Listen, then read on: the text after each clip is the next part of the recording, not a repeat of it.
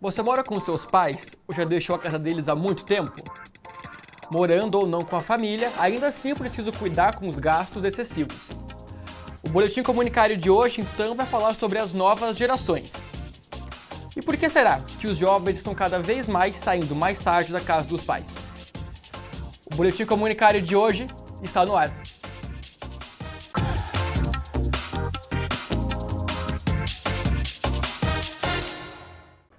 Você conhece a geração canguru e a geração neném? Essas duas gerações são as que mais crescem entre os jovens aqui no Brasil nos últimos 10 anos. Só estuda, só trabalha, mora com os pais ou mora sozinho. Ou também nenhum e nem outro. Você se encaixa em alguma dessas categorias? Descubra com os repórteres Gabriele Zen e o Ivo Neto. Segundo o IBGE, em 2014, 24% dos jovens com idade entre 25 a 34 anos estavam morando com os pais. A então chamada geração canguru virou fenômeno mundial e o número tende a crescer cada vez mais. José Júnior trabalha em uma companhia aérea no aeroporto Afonso Pena. Morando com os pais, ele ajuda nas finanças da casa sem deixar seus projetos para segundo plano. Com o meu trabalho eu tenho alguns benefícios, por exemplo, como vale-refeição, vale-alimentação, e assim o combinado que eu fiz com os meus pais quando eu comecei a trabalhar, eu falei, bom, como vocês geralmente fazem as compras para casa e o vale-alimentação eu vou entregar para vocês e vocês fazem o bom uso da forma que vocês acham necessário. E questões assim, por exemplo, contas da casa, se eu compro um celular eu vou lá, eu pago as minhas prestações. Claro que eu ganho, eu guardo uma parte para futuramente investir em alguma coisa.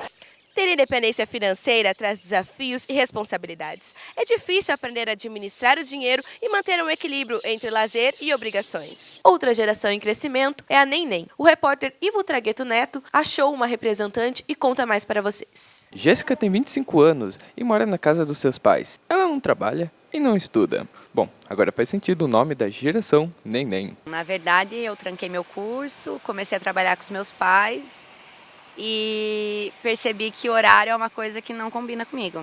Então eu acabei não tendo responsabilidade com horário, acabei saindo do emprego, largando a faculdade e agora eu faço freelance. Então assim, quando tiver uma oportunidade de um trabalho legal, que eu acabe gostando mesmo, ou um curso que eu me interesse, eu vou fazer. Eu acho que nunca é tarde para você começar a fazer algo que gosta. Apesar dessas gerações de jovens, ainda há quem more sozinho. É o caso da Amanda, que há 4 anos deixou a casa dos pais em Apucarana para estudar em Curitiba.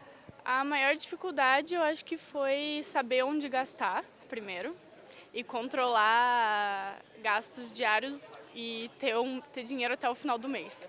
Acho que ter dinheiro até o final do mês foi a pior dificuldade. De uns tempos pra cá, parece que o dinheiro tá ficando mais curto. Tá mais difícil.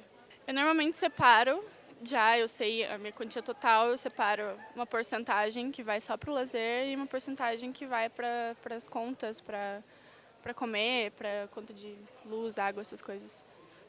O sonho de todo jovem é morar sozinho, viver longe dos pais, ser independente. Mas por que nós estamos tomando essa decisão cada vez mais tarde, aos 30, 35 anos? A psicologia tem essa resposta. Nainha Filho explica que os jovens de hoje fazem parte do fenômeno dos adultos emergentes e que mais cedo ou mais tarde vão deixar a casa dos seus pais para viver as suas vidas. Todo humano, ele nasce com algumas predisposições. E uma dessas predisposições é se afastar dos pais, é ter a sua vida autônoma, é construir sua família, é ter a sua identidade. Então, afastar-se do grupo familiar é uma tendência natural no processo de desenvolvimento e que vai acontecer num momento ou no outro. O grande gatilho para disparar esse processo de afastamento era a necessidade da independência, da autoafirmação, do jovem poder fazer suas escolhas livremente, ter os amigos que quisesse, frequentar os ambientes que quisesse, dormir e acordar a hora que quisesse. É autonomia mesmo e liberdade. E falando em autonomia, a nossa equipe percebeu que uma das grandes preocupações dos jovens nos dias de hoje é na economia. E não é à toa, já que segundo dados do Cadastro Geral de Empregados e Desempregados, o CAGED, o desemprego entre os mais jovens cresceu de 15% no final de 2015 para 23% no começo deste ano. E então, como é possível ser independente e conseguir controlar os gastos? Uma dica bacana para conseguir ter mais consciência do que você gasta no seu dia a dia é o aplicativo Minhas Economias. Disponibilizado para iOS e Android, no aplicativo você pode fazer planejamentos, orçamentos e ter maior controle das suas finanças. Confere lá. E no quadro Fala Que Eu Discuto de hoje, a gente foi perguntar para as pessoas o que elas pensam sobre as novas gerações. Dá uma olhada. Eu acredito que se a pessoa já tem um trabalho, já exerce alguma coisa que consiga se manter, eu acho super válido que a pessoa saia de casa cedo, que seja independente, que busque sua autonomia. Eu gostaria que meus filhos ficassem comigo mais tempo, porque eles casam, assim, sei lá, sabe... Daí parece que, lógico, daí eles vão ter a vida deles, né? E daí o pai e a mãe, por mais que eles amam o pai e a mãe, mas eles vão deixar o pai um pouco mais de lado e a mãe, né? A pessoa ela não é obrigada a nada, né? Eu moro com os meus pais, eu sou maior de idade. Mas também não estudar e não trabalhar, ela precisa de um norte para a vida dela, de uma diretriz, né?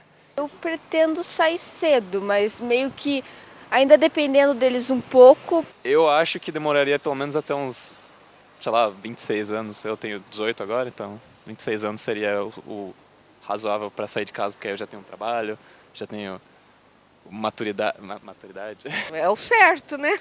Porque hoje em dia os jovens não querem sair de casa tão cedo. Eles querem ficar com os pais, porque tudo é mais fácil, né? Eu sei porque eu tenho um filho também de 27 anos e está em casa. Eu gostaria que meus filhos casassem bem assim, depois dos 30. Vai ficar mais comigo. Acho que a idade ideal para sair de casa é aquela que a pessoa se sinta à vontade para sair de casa, não aquela que é imposta realmente pela sociedade. Você pode sair de casa com 17, tudo bem, mas você pode sair com 27, tudo bem também. E muitos jovens saem por causa disso. Não quer saber de estudar, o pai e a mãe ficam pegando pé, são careta, não deixam isso, não deixam aquilo. Tem pessoas que se sentem presas e querem construir sua vida muito pautada no individualismo também. Acho que isso está diretamente ligado ao individualismo e também o quanto você quer ou não se desprender dos laços que te ligam a uma família, e a gente até tem que pensar o conceito de família, daí a gente vai ficar horas e horas falando, mas... Não muito cedo, né, porque também é perigoso, mas não tem um limite, assim. A pessoa pode sair a partir dos 15 anos, assim, 16... Depende muito da maturidade da pessoa. Não cabe a mim ou a sociedade julgar que é certo ou errado, mas sim que a pessoa vai perceber isso de acordo com o que ela estiver vivendo, né? Então, quando for o momento certo para ela sair de casa e as coisas convergirem para isso, é que ela vai sair. Então vamos ver se a gente consegue te ajudar. A nossa equipe foi fazer uma entrevista com uma coach para te ajudar a te dar dicas pessoais e profissionais na hora de procurar um emprego. Bom, e agora nós estamos aqui com a Paula Cuscarelli. Ela é formada pela SBDG e certificada em coach pela Sociedade Brasileira de Coaching. Ela também faz voluntariado na Associação Brasileira de Recursos Humanos. Bom, primeiramente, obrigada por ceder essa entrevista ao Boletim Comunicare, Paula. Obrigada pelo convite. Na entrevista de emprego, qual a importância da atitude do candidato e de sua aparência para conquistar a vaga? Então, numa entrevista de emprego é importante você conhecer melhor sobre a empresa que você vai, né? Então dá uma pesquisada no site da empresa, ver qual que é o posicionamento dela no mercado, entender um pouco mais sobre a empresa, o que a empresa oferece, que segmento que ela atua, o que ela vende, o que ela faz, para não ir para a entrevista despreparado sobre a empresa. Porque em algum momento o recrutador vai perguntar para o candidato, né, onde que ele se encaixa dentro daquela empresa. Então é importante saber, e até para ver se tem mesmo o interesse de trabalhar naquela empresa. Né? De repente algum produto ou algum serviço que o candidato não gosta muito. Então, para ter certeza de que vai rolar bem, né, na entrevista, é importante saber mais sobre a empresa. Se tiver o nome do recrutador ou do gerente com quem vai fazer a entrevista, também pode olhar no LinkedIn para ver o perfil dele, né, para já ir se ambientando e não chegar na entrevista totalmente despreparado. E qual a importância da aparência do candidato? Isso é muito importante, tá? Então, dependendo da empresa ou para que posição, a gente se veste um pouquinho mais formal, um pouquinho menos formal, tá? Não tem problema nenhum em perguntar para o recrutador qual que é o traje que você deve ir. Se é uma entrevista ou um processo de trainee, às vezes em multinacionais, exige que vá de terno e gravata ou uma roupa um pouco mais social, né? Ou, dependendo do cargo, da posição, às vezes não. Então, é importante perguntar para o recrutador qual que é o traje. É traje social? É informal? Mas aí tem um cuidado, mesmo que seja informal, não vai informal demais. Então, calça jeans não é legal, camiseta não é legal, né? Então, uma calça pode ser um esporte fino. Então, assim, na dúvida, pergunte, né? Para não chegar de terno e gravata onde está todo mundo informal ou vice-versa, né? Então, é importante que o jovem, na procura do emprego, seja o primeiro ou não, que busque ferramentas de auxílio para ver se está indo na direção certa. O coach é uma delas que ajuda bastante. Como deve ser a relação de empregado e empregador? Tá, a relação deve ser profissional e cordial, né? Então é importante que o jovem, quando está entrando na empresa, conheça a empresa, né? Conheça sobre os processos, tente conhecer a estrutura, quem é quem, que área faz o quê, né? Quem se reporta para quem, para que ele não tenha percalços no meio do caminho por falta de conhecer a empresa. Como o jovem encara o mercado de trabalho hoje em dia? Tá, tem dois grupos distintos, né? Tem aquele grupo que precisa trabalhar, né? E tem aquele outro grupo que, eu acho que eu não preciso trabalhar agora, mas seria legal eu já começar, né? Tanto um quanto o outro tem que ter algumas preocupações e pensar se está indo para o caminho certo. Eu sei que às vezes é muito jovem, muito cedo para saber até se está indo para o caminho certo, né? Mas é importante então fazer toda essa pesquisa, conversa com gente que já trabalhou nessa área, conversa com pessoas mais experientes, até com colegas às vezes que trabalham na mesma empresa, para pegar essas dicas. Quais dicas você dá para os jovens que estão iniciando nessa carreira? Conversar com pessoas mais experientes que já trabalham nessa área. Se não conhece ninguém, pergunte para alguém que conhece alguém para conseguir falar. Tem muita coisa para procurar na internet, no LinkedIn, várias pesquisas que dá para conhecer um pouco mais sobre a profissão, né? E sobre o que faz de fato a profissão no dia a dia. Porque na faculdade muitas vezes tem só a teoria, né? E quando vai para a prática, será que é legal daquele jeito? Né? Ou chega na prática a gente descobre, nossa, mas não era bem assim que estava falando lá no curso.